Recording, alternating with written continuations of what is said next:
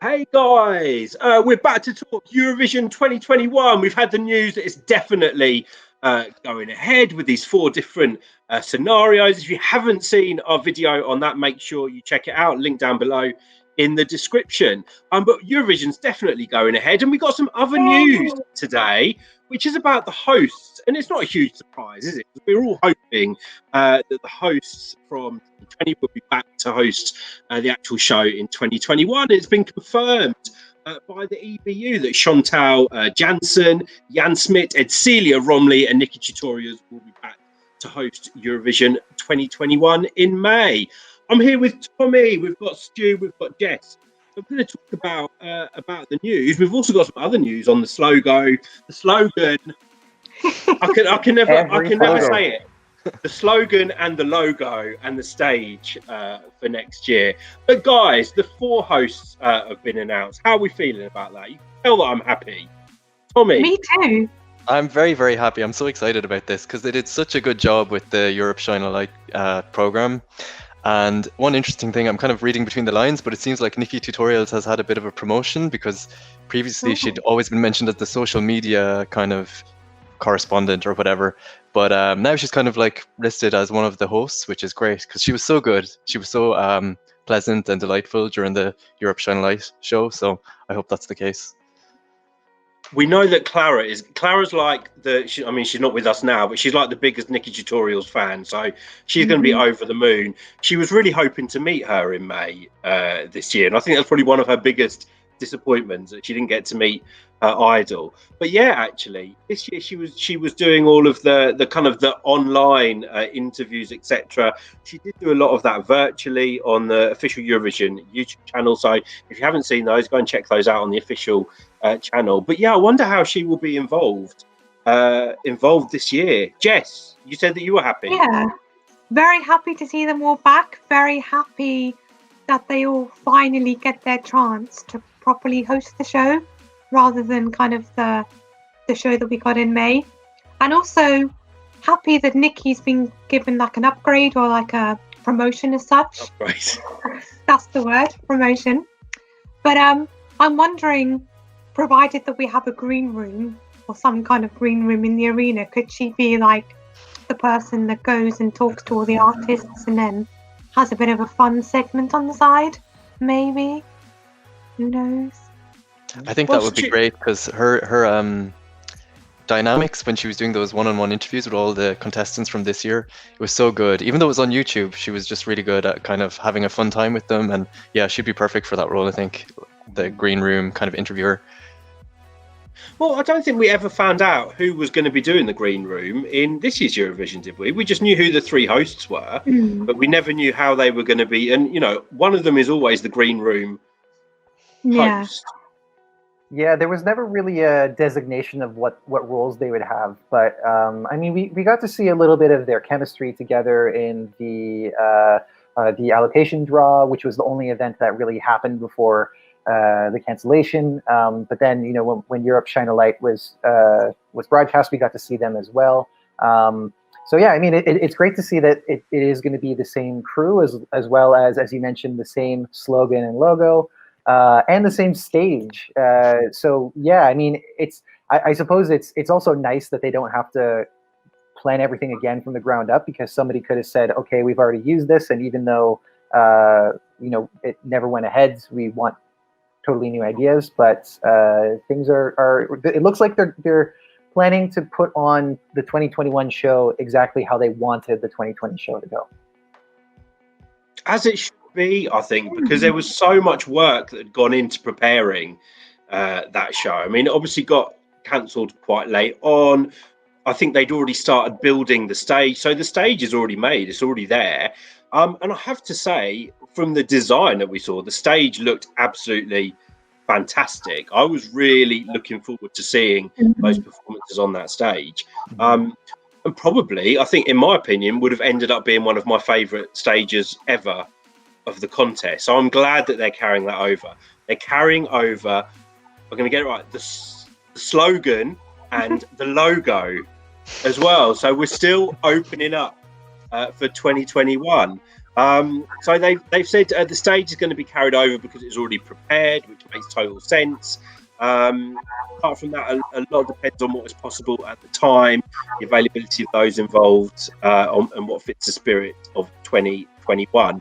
In terms of the slogan, they were saying that people can basically end it however they want to end it. Feel the freedom to complete the slogan in your own way. It says on Eurovision.tv. We found it important to choose a theme that reflects the spirit of our times. With the slogan, we warmly invite people to open up to others' different opinions, each other's stories, and of course, to each other's music. That was the statement in 2019. Obviously, open up, the slogan is going to maybe feel a bit different. It's opening up, for me, it's opening up the world again, hopefully, more than opening up to each other. And opening up your arms, giving people a hug that you haven't seen for a long time. And opening up your borders, opening up lockdown, just open up everything. That's the beauty of that slogan. It's so versatile. Well, but I do think that the circumstances has really given a new meaning to that slogan, because when it was announced last year, there were a lot of interpretations, a lot of kind of naughty interpretations, which is fine. I think personally, it's partly what makes it work. What you're talking about, Stuart. I know I've clearly just made it up, but no, I think given what's happened, it will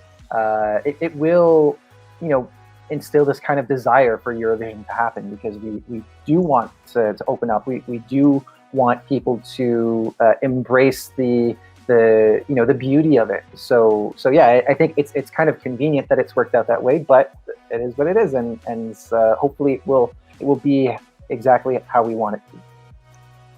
And the good thing is, to all those people that bought those branded T-shirts with the logo, with the logo on, they're still going to be valid for 2021. So you don't need to spend any more money, which is always good news. But yeah, good set of announcements today. I'm so happy that we're going to see the host. I cannot wait to see Edsilia on that stage, because she literally she glows when she's on stage. She's so funny. Yeah.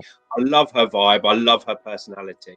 You've got Jan, who's maybe a little bit more serious, but I like seeing him present that show, the Eurovision China Light show, which was a difficult show to host as well. We have to give them credit for that. That wasn't an easy job. I mean, they literally had a couple of weeks to prepare for that, and I think. Yeah, and even then there was a lot of restrictions. They were all far apart from each other. It wasn't really didn't feel very normal as such, but they pulled it together to make it as good, as normal, as nice, as whatever as possible.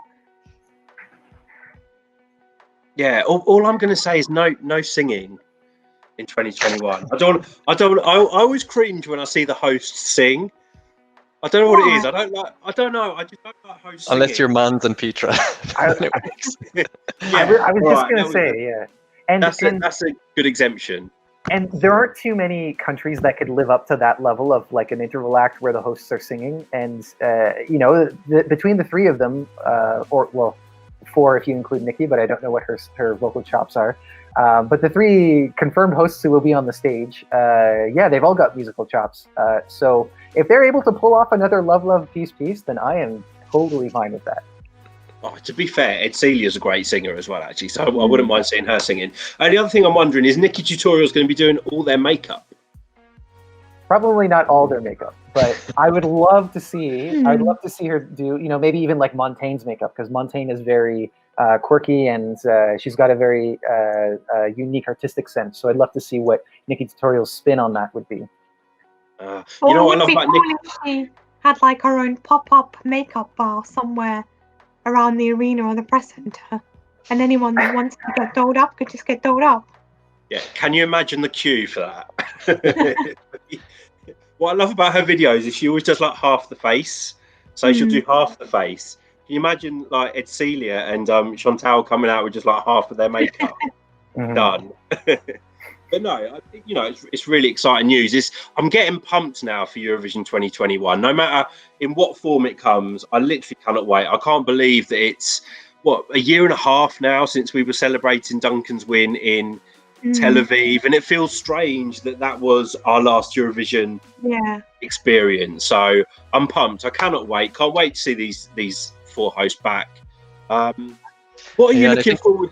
Oh, go on, Tom. Yeah, sorry. I think next year there's just a lot to be excited about in terms of, well, obviously Eurovision is coming back, so that's great. But also it's not going to be like any contest we ever had before. You know, we know some of the artists, some of them are going to be completely new. Some of them will have known their old songs and will be comparing their old songs to their new songs. And there's just a lot of dynamics and, different variables that we never had before. So it's just really exciting.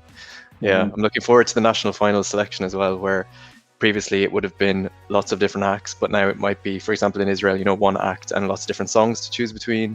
So it's going to be a really exciting time. What are you looking forward to most about next year? Well, my fingers crossed, I hope to go to Rotterdam. I have my flights and accommodation booked already, so I'm hoping that's going to happen. Wow. Even if I can't go to the arena, if it's just to get the atmosphere, that's what I'm looking forward to. But just the new songs, the new artists, all of it, and just seeing the competition and the spectacle. Stu, how about you? Well, I mean, it's hard to top what Tommy just said, because I mean, really, that's all what I want as well, and also to meet you guys as well. Yeah. I mean, the thing I'm most looking forward to is literally just Eurovision. Like, we never really had Eurovision this year, and even if we do end up with scenario D for next year, we still have Eurovision. That's amazing. Anything on top of that is a bonus for me. We might not be there. We might be there. Wherever we are, we're going to make the most of it. And we're happy they'll be coming back. But guys, we'd love to know in the comments down there what you think about the announcement that the 4 hosts are coming back. We've got the same slogan, same slogan and logo as last year, and we've got the same stage. So do let us know in the comments how you feel about that. We also want to know what's the thing you're most looking forward to about Eurovision next year, and what option. Oh, we know you're all hoping for option A, but what do you think is the most realistic option in terms of how Eurovision will be hosted? Let us know in the comments. Also go to our website, eurovoxx.tv. Follow us on Instagram, Twitter, and the other one, which is Facebook. Yes. And if you're new to Eurovoxx, make sure you subscribe to our channel. Please subscribe. Otherwise, Tommy, Stu, Jess, thank you so much. And we will see you soon, guys. See ya. Bye.